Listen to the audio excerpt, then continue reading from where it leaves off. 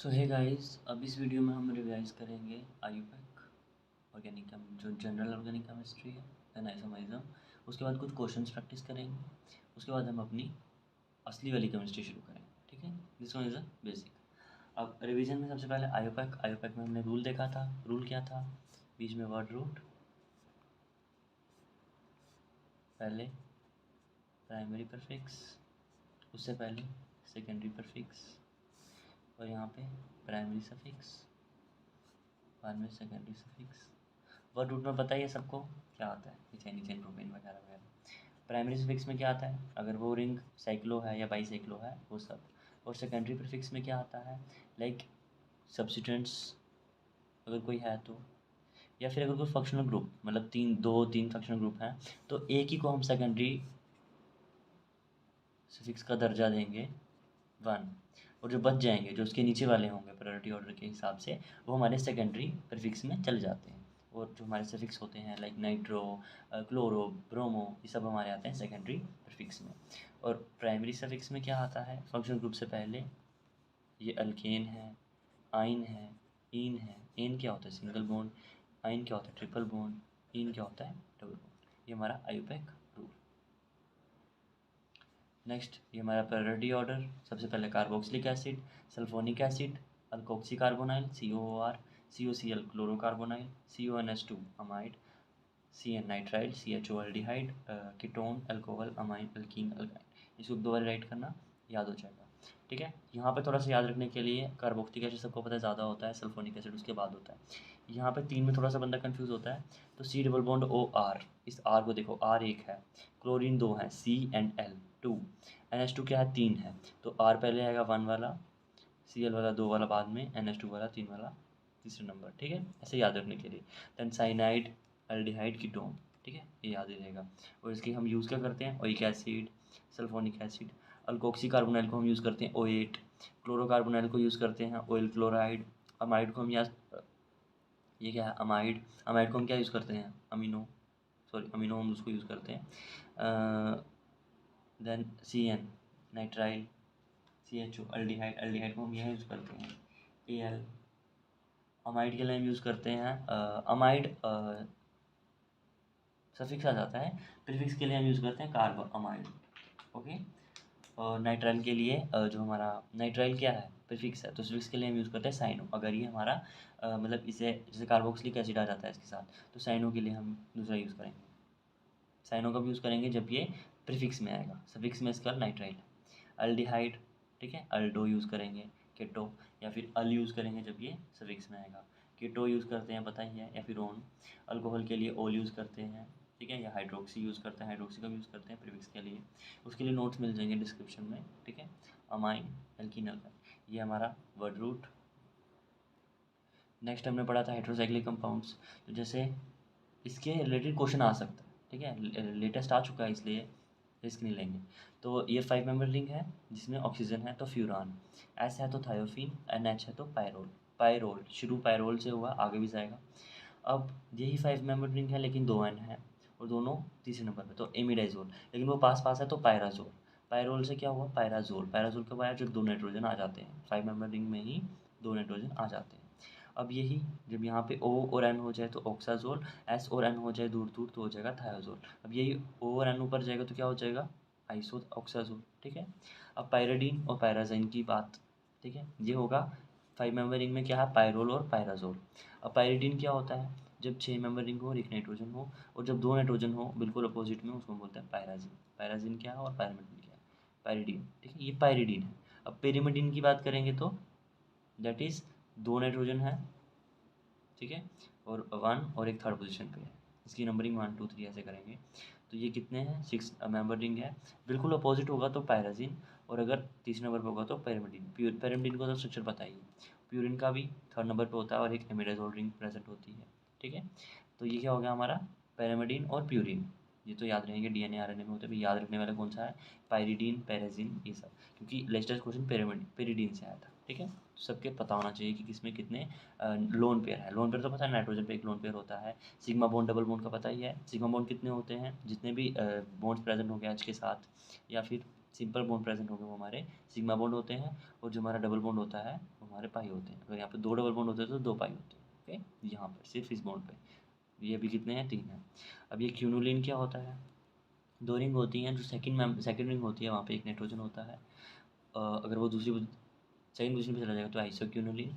और ये हमारा इंडोल, इंडोल पता है ना, इंडोल कहाँ पर यूज़ होता है, ऑक्सीजन, जिब्रेलिन वगैरह, बॉटनी, ठीक है। इंडोल एसिटिक एसिड वगैरह वगैरह, ऑक्सीजन, ठीक है। ये भी डिस्कस किया था कि बेंजीन रिंग, ठीक है। बेंजीन रिंग क्या है, simple benzene ring, this is benzene ring.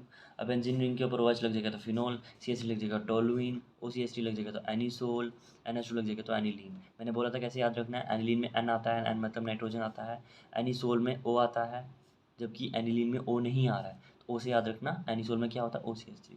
Toluene थोड़ा सा T टाइप, टोलुइन इस तरीके का होता है। COH होगा तो बेंजोइक एसिड, CH होगा तो बेंजोल्डिहाइड, CN बेंजोनाइट्राइल, COCl benzoyl chloride, CONH2 benzamide, COOR benzoate, ठीक है। तो ये कुछ स्ट्रक्चर्स हैं जो ये याद रखने हैं, मतलब इस पे हमारा बेसिक है, इसके आगे हमारे क्वेश्चन बन सकते हैं।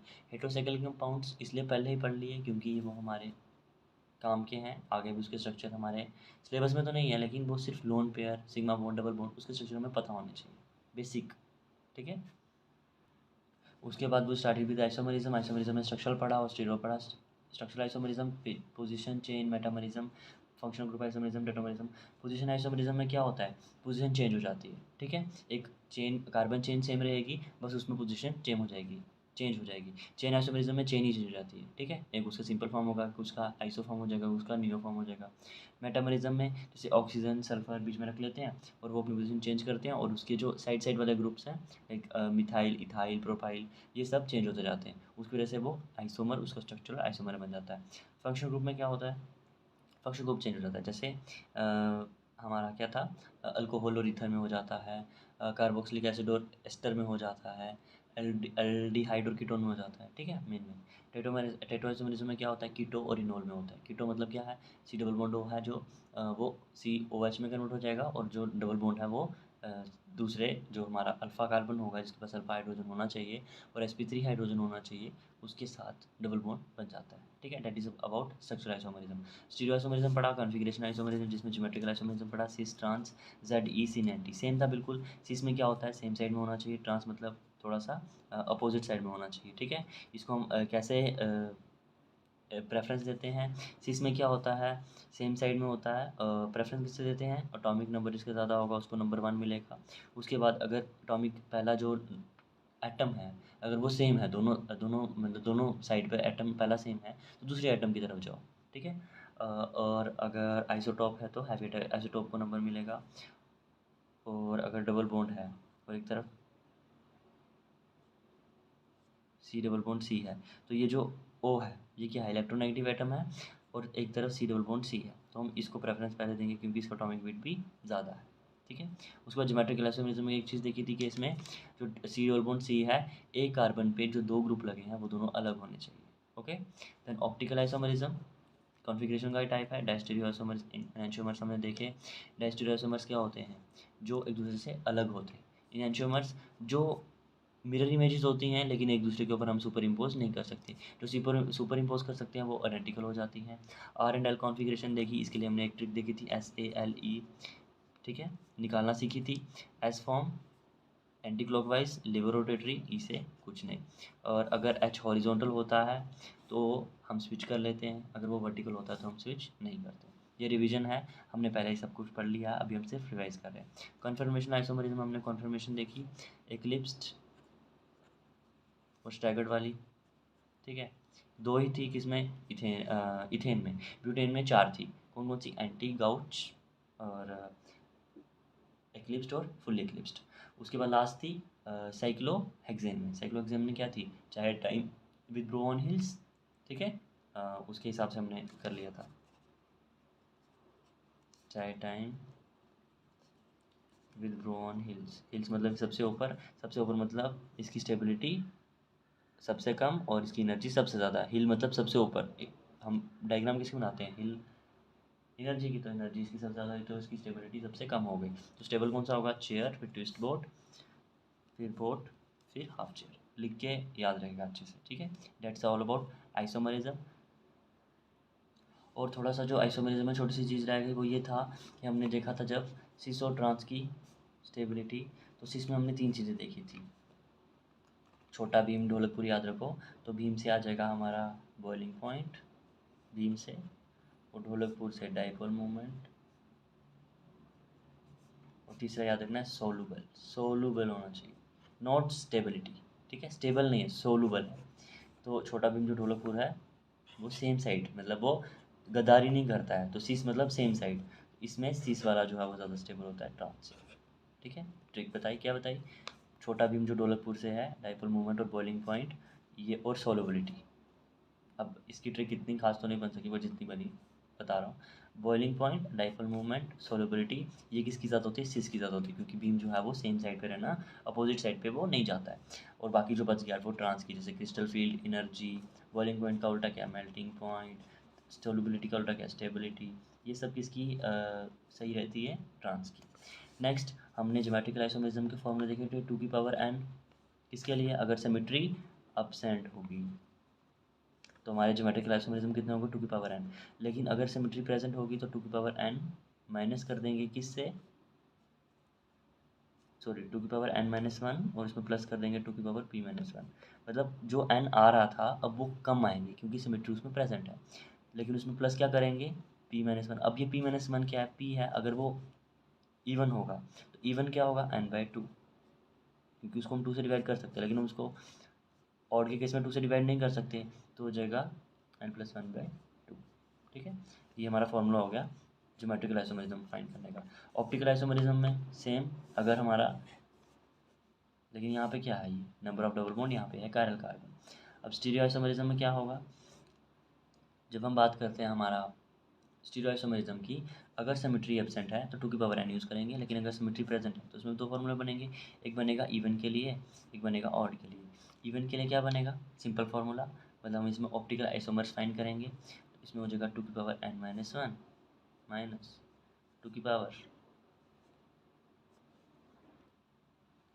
2n-1, यहाँ पे प्लस रहेगा क्योंकि ये इवन है।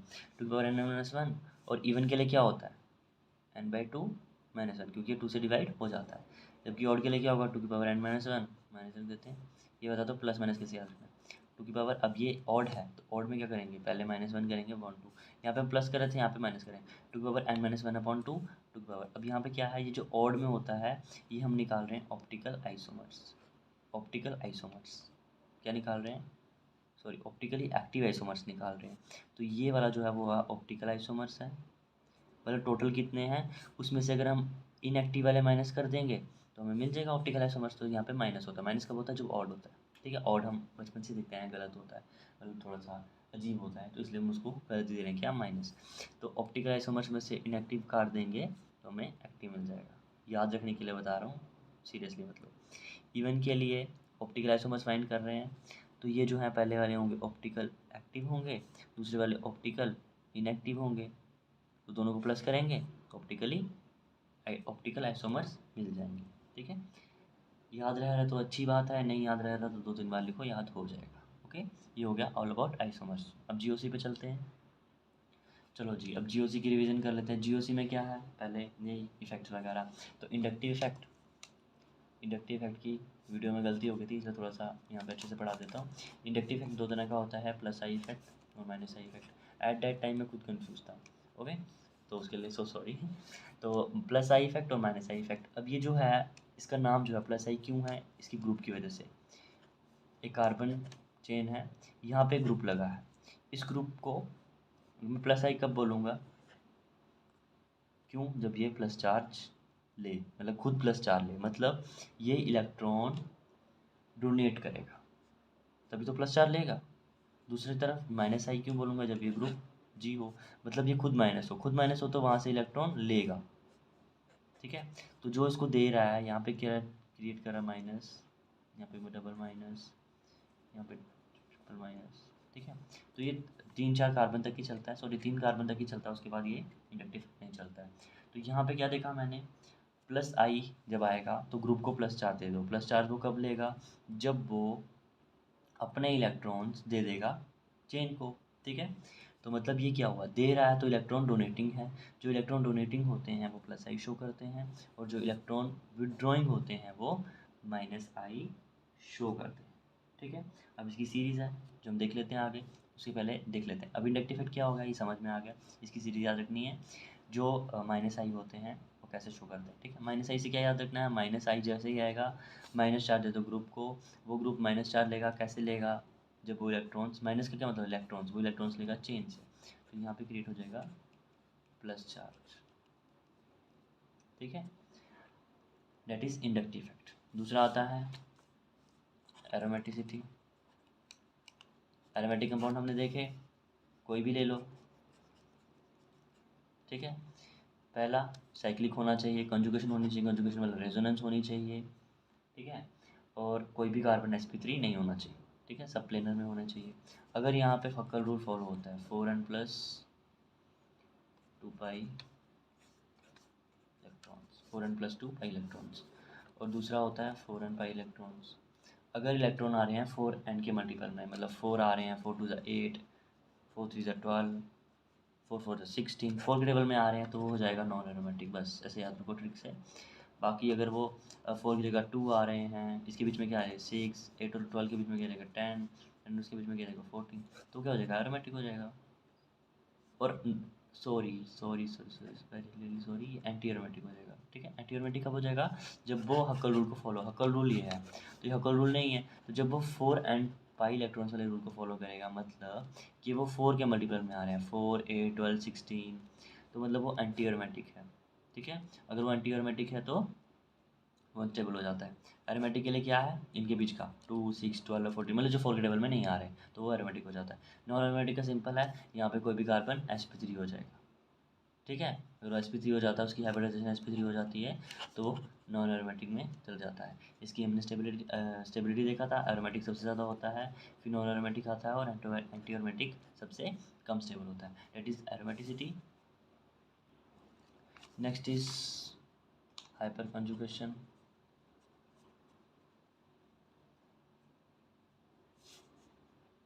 और रेजोनेंस और कुछ रिएक्शन इंटरमीडिएट्स। ठीक है, अब हाइपर कंजुगेशन में क्या होता है, सबसे पहला सेम जैसे उसमें हमने पढ़ा था मेटामरिज्म में, अल्फ़ा कार्बन के पास अल्फ़ा हाइड्रोजन होना चाहिए और मस्ट बी sp3। ठीक है, जैसे मैं ग्रुप ले लेता हूँ ये वाला सी ये sp3 है, इसी साथ मैंने ले लिया यहाँ पे date must be CH2 CH2। अब यहाँ पे इसकी स्टेबिलिटी के लिए पूछ रहा है, तो अब ये वाला जो ये जो है ग्रुप, इसके साथ ये अल्फ़ा है, अब ये वाला H जो है ये रिलीज़ होके यहाँ पे आ सकता है। मतलब कितनी स्टेबिलिटी है, मतलब यहाँ पे 1 2 3 3 बार स्टेबिलिटी, 3 बार मतलब चांस है कि यहाँ पे डबल बॉन्ड बन सकता है, ये वाला डबल बॉन्ड टूट सकता है, मतलब ये H यहाँ पे जा सकता है। तो ये हो गई हमारी हाइपर कंजुगेशन। वैसे यहाँ पे भी मैं C लगा देता, 2 C लगा देता, और वो CH3 हो जाते। तो कितने 3 3 6 3 9, मतलब कितने चांसेस हो गए 9। जिसकी हाइपर कंजुगेशन ज़्यादा होगी, मतलब जिसकी अल्फ़ा हाइड्रोजन ज़्यादा होंगे, जिसकी हाइपर कंजुगेशन ज़्यादा होगी उसकी स्टेबिलिटी भी ज़्यादा होती है। That is hyper conjugation. Hyper conjugation क्या है, बस यहाँ से हाइड्रोजन लो, डबल बॉन्ड की फॉर्मेशन कर दो। जैसे मैंने एग्जांपल ले लिया, ग्रुप है। ठीक है, तो ये ग्रुप अपना क्या करेगा, ये देगा, ये वाला चीज़ यहाँ पे आ जाएगा, मतलब इसके पास चांस है कि ये और भी स्ट्रक्चर बना सकता है। ठीक है, विद हेल्प ऑफ किसकी वजह से, इस अल्फ़ा हाइड्रोजन की वजह से। नेक्स्ट है रेजोनेंस। रेजोनेंस क्या है, कोई भी रिंग है, जैसे बेंजीन में हम देखते हैं, तो ये वाला जो बॉन्ड है, ये मैंने मान लिया यहाँ पे नेगेटिव या चार्ज, यहाँ पे पॉजिटिव चार्ज। अब ये वाला नेगेटिव फोर्स करेगा इस वाले को कि ये पॉजिटिव हो जाए और ये वाला नेगेटिव। अब ये बॉन्ड टूटेगा तो ये नेगेटिव या पॉजिटिव हो जाएगा ऑफ कोर्स, तो ये वाला बॉन्ड यहाँ पे बन जाएगा अंदर वाली तरफ, जैसे बता रहा हूँ मैं, प्लस माइनस अट्रैक्ट होंगे तो बॉन्ड बन जाएगा, ये वाला माइनस, अब ये इसको फोर्स करेगा ये प्लस, तो मतलब ये जो पाई इलेक्ट्रॉन से ये घूमेंगे रिंग में, दैट इज़ रेजोनेंस। ठीक है, जैसे एक और एग्जांपल ले लेते हैं, NH2 मान लिया मैंने, इसके बाद लोन पेयर होता है CH2। अब ये लोन पेयर जो है ये बोलेगा मैं देता हूँ क्योंकि माइनस है। अब ये वाला क्या करेगा, इस तरीके से टूटेगा ताकि ये इसके साथ बॉन्ड बना सके, तो अगर ये इसके साथ बॉन्ड बना रहा है ये माइनस दे रहा तो ये प्लस होना चाहिए, ये माइनस होना चाहिए, तो ये वाला CH2 माइनस बाहर साइड पे हो जाएगा और यहाँ पे हमारा डबल बॉन्ड बन जाएगा। ठीक है, समझ में आया? ये हमारा होता है रेजोनेंस। रेजोनेंस क्या है? अब ये भी प्लस आर इफेक्ट होता है, या फिर इसको मेसोमेरिक इफेक्ट बोलते हैं, प्लस एम या माइनस एम। अगर रेजोनेंस उस डायरेक्शन में हो रही है तो प्लस एम, और अगर अपोजिट डायरेक्शन में हो रही है तो माइनस एम। कहने का मतलब ये है कि अगर इलेक्ट्रॉन यहाँ से डोनेट हो रहे हैं बेंजीन रिंग को, या इस डबल बॉन्ड को मिल रहे हैं, जैसे यहाँ से मिल रहे हैं, लेकिन अगर यहाँ पे बोरोन होता तो बोरोन क्या बोलता है, मेरे पास तो इलेक्ट्रॉन ही नहीं है भाई, मुझे इलेक्ट्रॉन चाहिए, तो ये माइनस बनता है, ये पॉजिटिव। तो मतलब जो अगर इलेक्ट्रॉन डोनेट हो रहे हैं तो प्लस एम शो होगा, और अगर इलेक्ट्रॉन लिए जा रहे हैं तो माइनस एम शो होगा। ठीक है, ये प्लस एम प्लस आई माइनस आई याद रखना। प्लस एच माइनस एच भी होता है।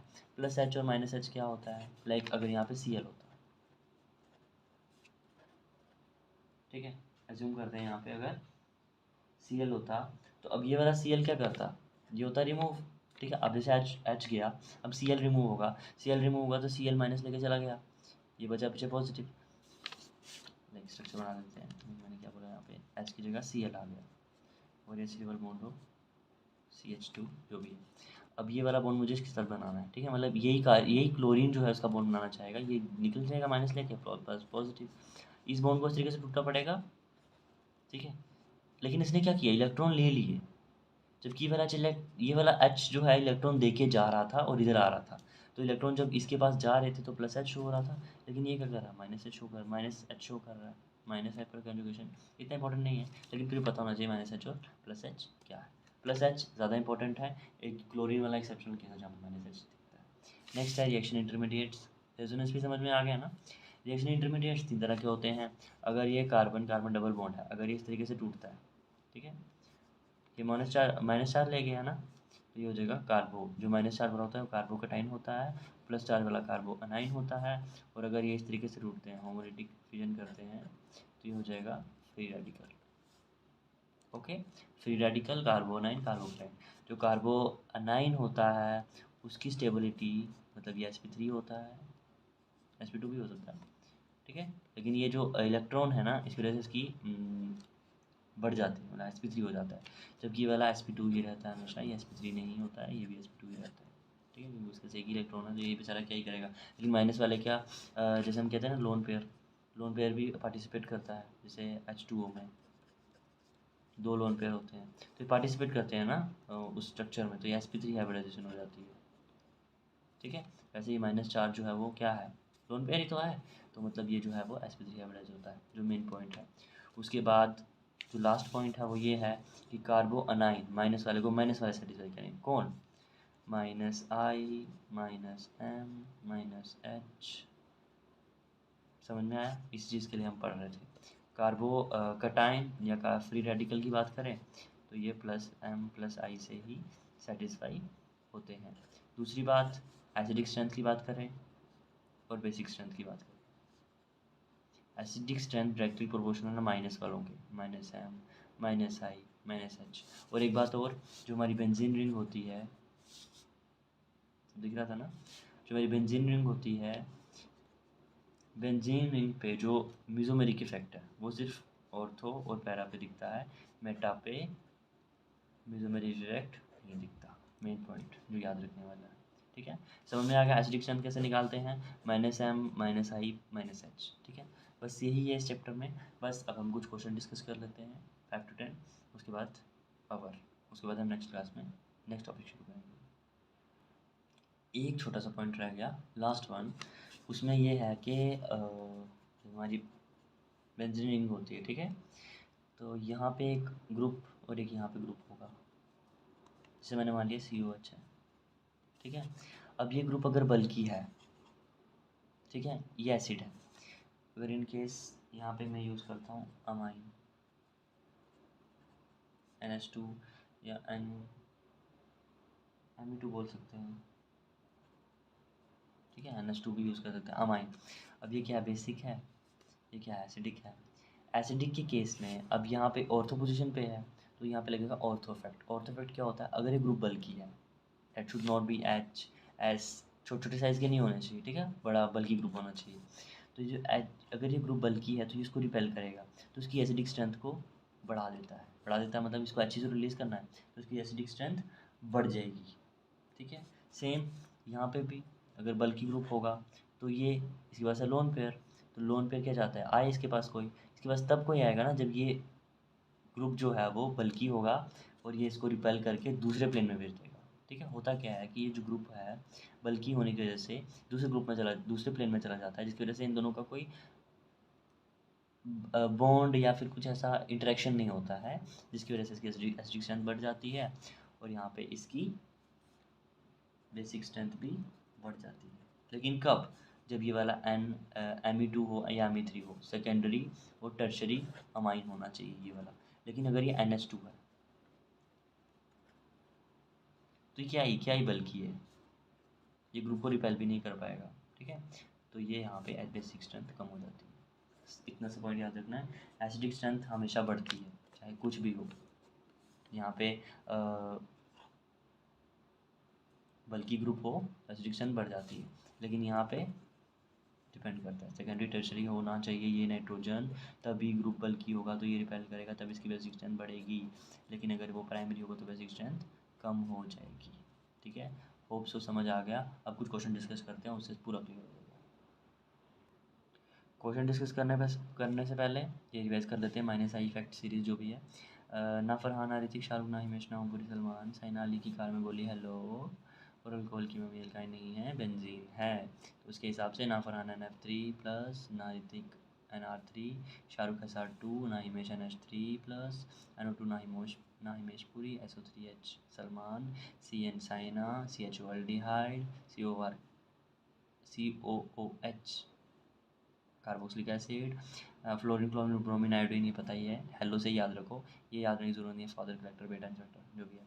देन अल्कोहल से OR से डेट इज़ ये हमारा हो गया OR, क्या बोलते हैं इसको, अल्कोहल से पहले आया ना मिथॉक्सी, जो हमारे ग्रुप होते हैं ना, मिथॉक्सी, प्रोपॉक्सी वगैरह वगैरह, alcohol, then alkyne, then NH2, benzene, इन एक्सेट्रा। ठीक है था प्लस माइनस आई वाली। प्लस आई वाली कहीं नहीं ओलाकार, प्लस आई वाली क्या हो जाती है, जो खुद प्लस H लेना मतलब जो खुद प्लस चार्ज लेना चाहती है, ठीक है, खुद प्लस चार्ज लेना चाहती है तो क्या करेगी, इलेक्ट्रॉन डोनेट करेगी, मतलब उसके पास इलेक्ट्रॉन है, लेकिन खुद ये क्या चाह रही है, प्लस चार्ज लेना चाह रही है इलेक्ट्रॉन डोनेट करके। समझ में आया, ट्रिक थी वो याद रखने की। तो CH2 minus, NH minus, O minus, COR minus, then tertiary, secondary, primary, then tritium, hydrogen. Okay, this is inductive effect series. So next order जो है हमारा acidic strength in different families, तो उसके लिए भी एक ट्रिक है। सलमान ने पिक किया सकीना को दिन में कार में मोना को खिलाई फिर आम की मिठाई, तो पानी के और अल्कोहल के साथ अलका बोली आ। ठीक है, ये सब ट्रिक जो है वो पंकज सर की हैं। Okay, I am just revising. तो सल्फोनिक एसिड क्या है, सलमान ने, ठीक है, सलमान से याद रहेगा sulphonic acid, then picric acid, इसका स्ट्रक्चर इस तरह से है, देन स्क्योरिक एसिड, ठीक है, देन डाइनाइट्रोफिनॉल, सबको पता है, डाइनाइट्रो मतलब ऑर्थो और पैराबोजन पे नाइट्रो ग्रुप होता है, then carboxylic acid, carbonic acid, mononitrophenol, ठीक है, इसमें पैरा, ऑर्थो, मेटा इस तरीके से आएगा। पैरा वाले की ज़्यादा स्ट्रिक स्ट्रेंथ होती है, देन ऑर्थो वाले की, देन मेटा वाले की, देन फिनोल, ठीक है, फिर खिलाई, आम की अमोनियम, NH4 प्लस, देन मिठाई मतलब क्या, मिथेनॉल, पानी और अल्कोहल, पानी फिर अल्कोहल, पानी की ज़्यादा होती है फिर अल्कोहल की होती है, देन अल्काइन, फिर अमोनिया, अमोनिया क्या होता है अमोनिया क्या होता है NH3, देन अल्कीन, ठीक है। और ये जो अल्काइन है उसमें एसिडिक स्ट्रेंथ इसकी ज़्यादा होती है, जिसके पास H ज़्यादा होंगे, C++C,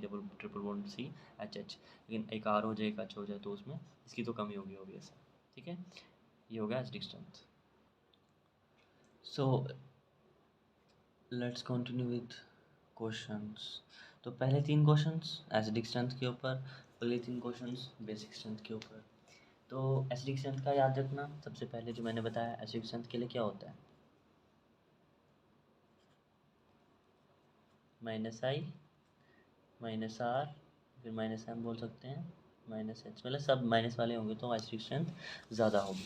अब यहाँ पे मुझे दिख रहा है COH COH COH, ठीक है, तीनों हमारे कार्बोक्सिलिक एसिड हैं। और हमारे पास ये NO2 NO2 NO2 तीनों क्या है हमारा माइनस आई, ये भी माइनस आई, ये भी माइनस आई, ठीक है, तीनों माइनस आई ग्रुप है। सबसे पहले कंडीशन माइनस आई है, एम वाला यहाँ पे नहीं लगता है, NO2 का माइनस एम लगेगा, यहाँ पे भी लगेगा, पर ये हमें दिख रहा है COH में हमने देखा था ये जो है NO2 थोड़ा सा बल्कि लग रहा है ना, N और 2 O, तो बल्कि ग्रुप में क्या होगा,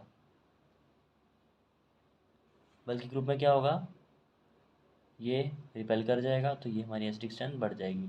ऑर्थो फैक्ट एक ही तो ज़्यादा हो गई।